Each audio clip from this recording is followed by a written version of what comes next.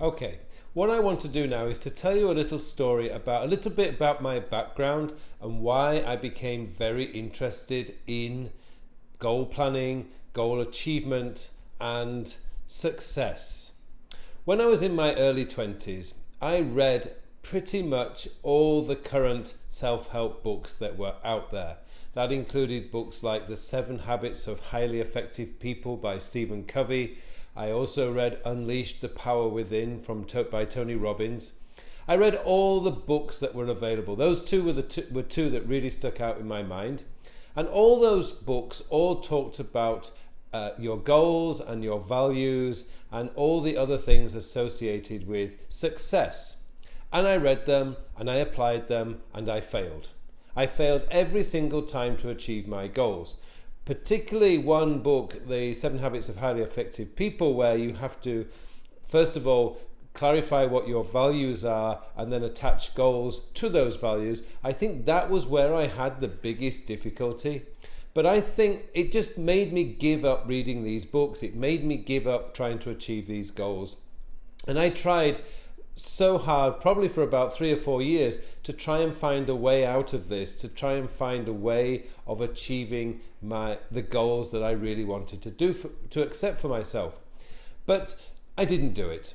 And I drifted on into my 30s, and I think there's a whole decade of my life where I allowed life to dictate my life for me instead of me dictating my life for myself. But when I reached the age of 31, I had finished my legal studies. I'd actually worked in a law firm for about 2 years, and I was feeling very, very empty. Yes, I'd achieved academic success. I'd actually got a law degree. I'd also been to law school, and that on paper everyone thinks, wow, this is a really fantastic life. But the problem I had is this wasn't the life for me. I know it's the life for many, many people, and I am very, very lucky to have been to law school and had completed my law degree, but it wasn't the life for me. And I knew that deep down when I graduated, but I still followed the path into the law firm to work in a law firm. But I very, very quickly discovered that working in an office really, really wasn't for me. I don't really think it's the legal profession itself that I don't like, because I still enjoy reading legal reports and legal news. I think it's just the fact that being stuck in an office Monday to Friday, 9 till 6, is not the life for me. And for about 6 months, I was feeling pretty depressed about that. Not clinically depressed, but I was feeling pretty low. And then one day I just came across teaching English in Asia. I saw Hong Kong, and China was just emerging at that time. Japan was a big place, and of course Korea. And as I did more research into this, I realized, wow, I've got the qualifications to come and teach in Korea.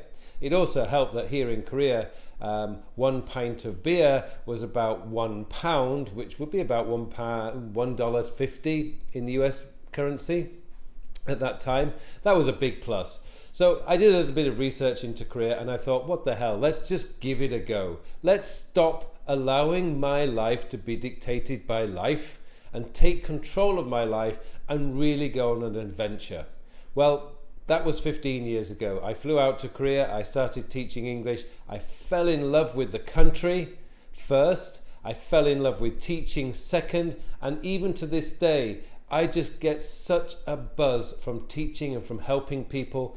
That one decision to just stop allowing life to dictate itself to me and allow myself to grab hold of my life and take control changed my life for the better. I mean, I've had an incredible 15 years. I'm hoping that I'll have an incredible many years to come here in Korea. But it took one step. It took a lot of courage, I admit. And there were times when I'd made the decision and bought the flight and signed the contracts to work here in Korea, where I had many serious doubts. But I thought, what the hell? We've got to take control of my life. So I went out there and I came to Korea, and wow, it's the best decision I have ever done. But it taught me a vital thing about life.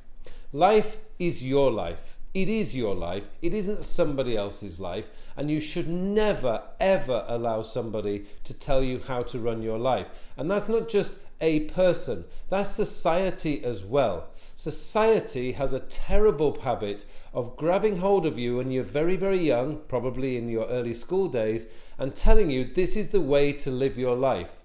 That, dear watchers, is wrong. And it's wrong, wrong, wrong, wrong, wrong on so many different levels. It is your life, and it's your life to do with whatever you want to do. And that is a key part of this whole course, because I want you during this course to open your mind, take control of your life, and decide how and where you want to live it. We live in an amazing world with amazing opportunities. Society has not caught up with that. So what I want you to do now is to start realizing that the life you've been leading, if you're not happy with it, has been dictated to you by outside forces. And I don't mean aliens. I mean society, I mean your family, I mean your friends, and I mean your teachers and professors at college. I know they all meant well because it's a tried and tested formula. But in today's society, you have so many more opportunities than what society accepts. And it is up to you to take control of your life.